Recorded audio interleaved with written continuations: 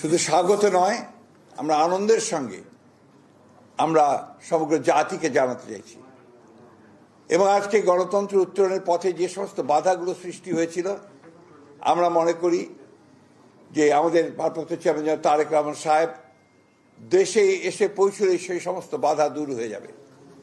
কারণ আপনারা জানেন যে একটা বৈঠক লন্ডনে যেটা আপনার সংগঠিত হয়েছিল, আমাদের ভারপ্রাপ্ত চেয়ারম্যান এবং বর্তমান যে প্রধান উপদেষ্টা লন্ডনে যে সভাটি হয়েছিল, সেই সভায় সিদ্ধান্ত হয়েছিল যে ফেব্রুয়ারির মাসের মধ্যবর্তী সময় নির্বাচন অনুষ্ঠিত হবে। ফলে আমাদের নির্বাচন সম্পর্কে যতটুকু আপনার একটা শঙ্কা ছিল সেটা চলে গিয়েছিল। এবং গতকাল নির্বাচনের তফসিল ঘোষণার মধ্য দিয়ে নির্বাচনের যে রেল চলতে শুরু করেছে, যে সারা দেশের মানুষের মধ্যে যে একটা আশা প্রত্যাশা সৃষ্টি হয়েছে, সেটা বাস্তবায়িত হতে চলেছে। আমরা আবারও আপনাদের জানাতে চাই যে এই বিষয়টা আপনারা যথাযথ আপনার মূল্য দিয়ে আপনারা জাতির সামনে তুলে ধরবেন এবং একই সঙ্গে আমাদের ভারপ্রাপ্ত চেয়ারম্যানের আগমন যেন অত্যন্ত সুন্দর সুষ্ঠুভাবে হতে পারে সেই বিষয়ে আপনারা আমাদেরকে সহযোগিতা করবেন। আপনাদের সকলকে ধন্যবাদ। আরেকটি বিষয় আছে যেটা আমাদের আলোচনা হয়েছে স্ট্যান্ডিং কমিটিতে।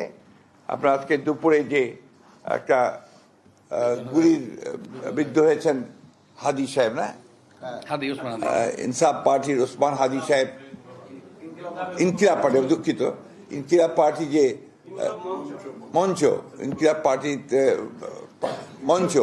মঞ্চের সম্ভাব্য প্রার্থী তিনি গুলিবিদ্ধ হয়েছেন।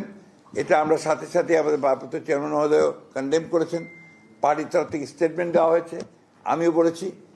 আমরা এটাকে সাথে সাথে নিন্দা জানিয়েছি এবং অতি দ্রুত যারা এই চেষ্টা করেছে অথবা গুলি করেছে তাদেরকে বের করে তদন্ত করে তাদেরকে আইনের আওতায় আনার জন্য আমরা বলেছি। আমরা এই কথাও বলেছি যে ঘটনা থেকে প্রমাণিত হয় যে যে সমস্ত অপশক্তি এই দেশে নির্বাচনকে বানচাল করার জন্য, নির্বাচনটাকে যাতে না হয় তার সেই চেষ্টা করার জন্য যারা কাজ করছে, তাদেরই একটা চক্রান্ত বলে আমরা এটাকে মনে করি। সেভাবে আমরা স্টেটমেন্টও দিয়েছি। এবং সব আরও দুর্ভাগ্য যে এটা না বলে আমি পারছি না যে আমাদের সিনিয়র একজন স্ট্যান্ডিং কমিটির সদস্য মির্জা আব্বাস সাহেব, তিনি দীর্ঘকালের একজন আমাদের এই বিএনপির আমাদের নেতা, তিনি নেতার ওই আসনে তিনি একজন প্রার্থী আমাদের। তিনি স্বাভাবিকভাবেই একজন রাজনৈতিক নেতা হিসেবে তিনি সহানুভূতি দেখানোর জন্য সাথে সাথে সেখানে ছুটে গিয়েছিলেন।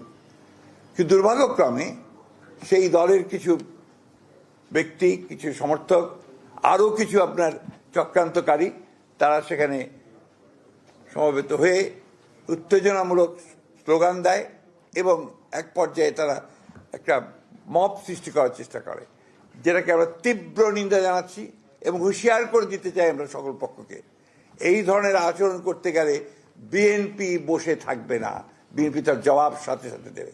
আমরা খুব পরিষ্কার করে বলতে চাই যে আমরা কোনো রকমের কোনো গোলযোগ চাই না, কোনো সন্ত্রাস চাই না, কিন্তু বিএনপির উপরে কোনো আঘাত আসলে বিএনপি কখনোই কিন্তু সেটাকে আপনার সহজভাবে নেবে না এবং তার কীভাবে জবাব দিতে হয় বিএনপি সেটা জানে। আমি তাই বলবো, এই সমস্ত মব সৃষ্টি না করে, উত্তেজনা সৃষ্টি না করে, নির্বাচনের পরিবেশকে বিনষ্ট না করে সবাই যেন তাদের যেটাকে আমরা বলি যে ফিরে আসে, তাদের সম্বিত ফিরে আসে এবং নির্বাচনটা কিভাবে সুষ্ঠু হবে সেই কাজটা করার চেষ্টা করে। না হলে যেটা হবে সেটা হচ্ছে গণতন্ত্রের উত্তরের পথ ব্যাহত হবে, গণতন্ত্রের যাত্রা ব্যাহত হবে। আমি ওই জন্য অনুরোধ করবো সরাসরি সকল মহলকে যে তারা যেন এই বিষয়টাকে অত্যন্ত গুরুত্ব দেয় এবং কোনো রকম উত্তেজনা সৃষ্টি না করে আপনার তারা কাজ করে। ধন্যবাদ।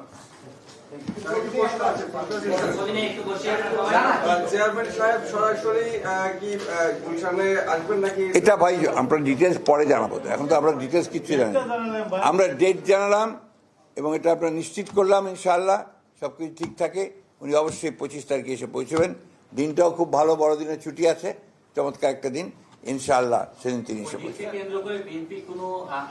সেটা আপনি জানতে পারবেন কি বিএনপি কিছু করবে না, মানুষই আসবে।